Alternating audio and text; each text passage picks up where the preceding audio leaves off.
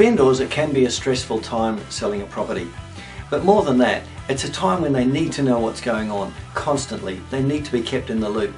And one of the big complaints of vendors is that they don't feel in control because they don't know what's going on.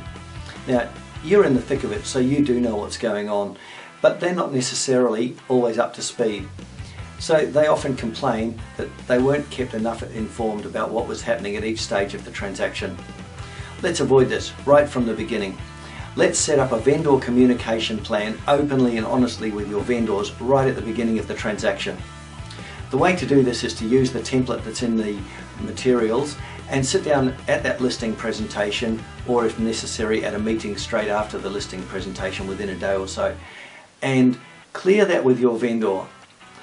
The way to set up a vendor communication plan is to list all of the regular communications that you can have with your vendor and then ask them which ones they want in the interaction with you.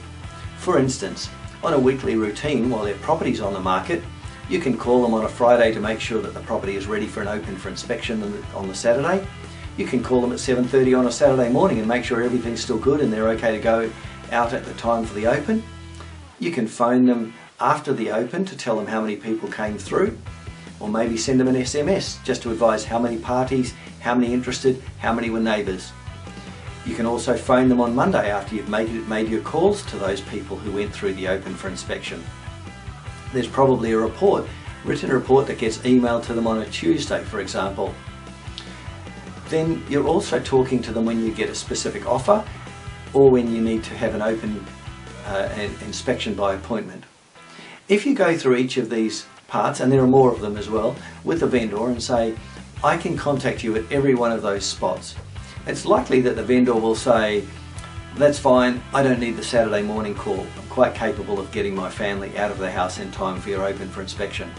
Now, the vendor's made that decision. They've made that call and they won't hold you responsible if you don't call them on a Saturday morning. Now, the key here is to get this clearly understood and written down in a format that the vendor then knows, because it's written, everyone's agreed to it. Of course, it goes without saying that if you promise to send them an SMS after the open for inspection on a Saturday, then you must do that. This is a personal promise instance where if you take the undertaking to do something, you must do it in each instance. If you can't do it, ring up, buy some time. Tell them that you're busy and that you'll get back to them the next day or whatever. But you must make that touch point in order that they don't think you're neglecting your duties in terms of the communication with them. Now, this is a valuable point, because where it actually manifests itself at the end of the day is that you will get far better testimonials from the people that you've dealt with if you keep them well informed in this communication plan. And those testimonials are valuable tools for you to secure future listings. So it's worthwhile putting in the time and the effort with each vendor at this stage just to make sure that communication plan is clearly locked down.